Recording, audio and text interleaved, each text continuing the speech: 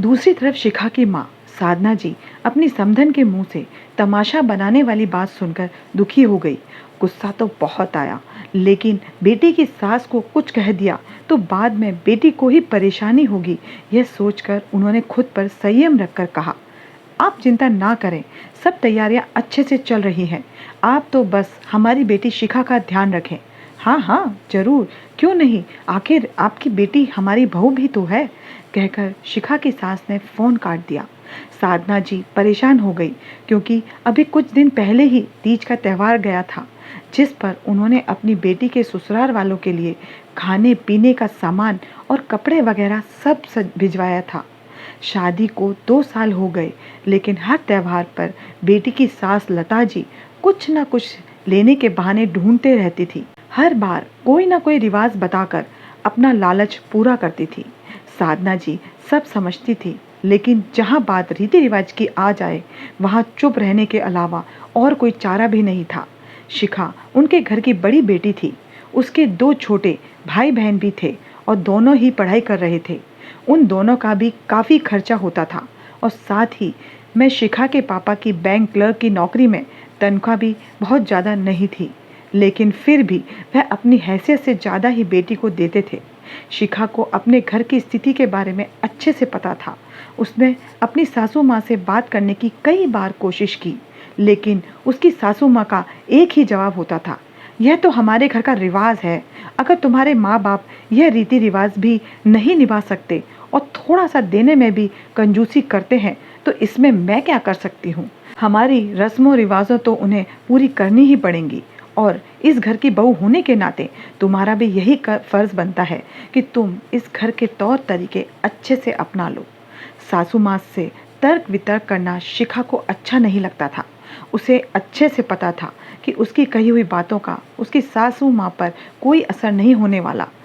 कई बार उसने अपने पति लोकेश से भी बात करने की कोशिश की, लेकिन कोई फायदा नहीं हुआ, क्योंकि इस मामले में जब भी लोकेश अपनी माँ से बात करता तो घर में बवाल आ जाता। घर के बड़ों के बीच की बात कहकर लता जी उसे भी चुप करवा देती। फिर गोद भराई की रस्म का दिन आया। शिखा के मम्मी पापा ने अपनी तरफ से सारा सामान बहुत अच्छे से दिया, लेकिन फिर भी लता जी ने उसमें कुछ ना कुछ कमी निकाल ही दी, क्योंकि उनका लालच दिन प्रतिदिन बढ़ता ही जा रहा था। उन्होंने जाते जाते सबको सुना ही दी। इस बार तो जो हुआ सो हुआ, मैं कुछ नहीं कहूँगी, लेकिन बच्चे के होने पर तो कम से कम हमारा मान सम्मान अच्छे से कर देना, और जो भी लाना हमारे रीति रिवाज को ध्यान में रखकर ही लाना। यह बात सुनकर शिखा के घर वालों को बहुत गुस्सा आया, लेकिन हंसी खुशी का माहौल ना बिगड़े इसलिए सब चुप ही रहे, क्योंकि लता जी की आदत से अब सब वाकिफ हो चुके थे। फिर धीरे धीरे वक्त गुजरता गया। शिखा ने एक प्यारी सी बच्ची को जन्म दिया। सारी रस्में अच्छे से निभाई गई। फिर घर में शिखा के ननद अनु की शादी की बात चलने लगी, और देखते ही देखते अनु का रिश्ता पक्का हो गया। सगाई के बाद जल्दी शादी का मुहूर्त निकल गया। घर में शादी की तैयारियां जोरों शोरों से चलने लगी। सब रस्मों रिवाजों के अनुसार शादी निपटाने के बाद एक दिन अनु की सासू माँ अनु के घर मिलने आई। शिखा और लता जी ने उनका खूब अच्छे से स्वागत किया। धीरे धीरे बातें होने लगी। फिर अनु की सासू माँ ने कहना शुरू किया, देखिए समधन जी, शादी का माहौल था और आप लोग भी काफ़ी व्यस्त थे, इसलिए मैंने उस समय कुछ नहीं कहा, लेकिन आपने हमारे रीति रिवाजों का बिल्कुल भी सम्मान नहीं किया, और ना ही हमारे रहन सहन के हिसाब से लेन देन किया। हमारे सब रिश्तेदारों के सामने आपने हमारी बेइज्जती करवा दी। यह सुनकर लता जी सदमे में आ गई। लेकिन समधन जी, हमने अपनी तरफ से सब कुछ बहुत अच्छे से किया है। हमने अपनी बेटी की शादी में किसी भी तरह की कंजूसी नहीं की। पता नहीं कहाँ कमी रह गई जो आपको पसंद नहीं आया।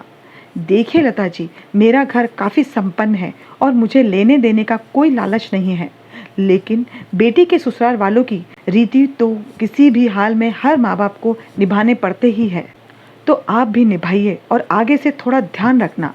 यह बातें शिखा और लोकेश भी सुन रहे थे।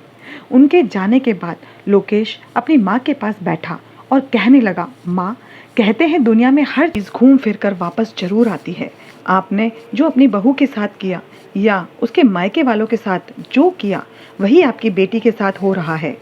कल तक आप रिवाजों के नाम पर शिखा के मायके वालों से हर बार कुछ ना कुछ सामान मांगती थी, जबकि आपको अच्छे से उनके घर के हालात के बारे में पता था।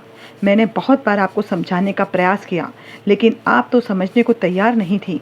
आज ठीक वैसा ही अन्नू के ससुराल वाले आपसे कोई ना कोई सामान मांग कर रहे हैं। भले ही आपने अपनी तरफ से अपनी बेटी को अच्छे से अच्छी चीज़ें दी हों, लेकिन उनकी सासू माँ को कुछ भी पसंद नहीं आया। अब आपको कैसा लग रहा है? चाहे कुछ भी हो, अपने शौक और अपना घर तो अपनी कमाई से ही चलता है। फिर दूसरों की कमाई और दूसरों की चीज़ों पर लालच क्यों करना? कोई दुखी होकर आपकी फरमाइश पूरी कर रहा है ताकि आप उसकी बेटी को परेशान ना करें। क्या यही सही है? अगर आप लालच ना दिखाती तो हो सकता है कि शायद अनु की सासू माँ भी लालची ना होती। आपकी बहू शिखा के माता पिता भी आपकी बातों से इसी प्रकार दुखी होते होंगे जब आप उन्हें कम लेन देन का ताना देती होंगी। आज लता जी को सब बात समझ में आई। फिर उन्होंने अपनी बहू शिखा का हाथ अपने हाथ में लेकर कहा, बेटा मुझे माफ़ कर दे, मैं बेटे की माँ बनकर लालच में आ गई थी। मुफ्त का सामान देखकर और पाने की लालसा के चक्कर में अपने ही रीति रिवाज बनाई जा रही थी। आज मेरे साथ ऐसा हुआ तब मैं महसूस कर पा रही हूँ कि तुम्हारी माँ पर भी यही बात बीती होगी। अब से मैं ऐसा कुछ भी नहीं करूँगी। मैं दिल से तुमसे माफ़ी मांगती हूँ। शिखा भी यह सब सुनकर अपनी सासू माँ के गले लग गई और उनके रिश्ते में मिठास वापस आ गई।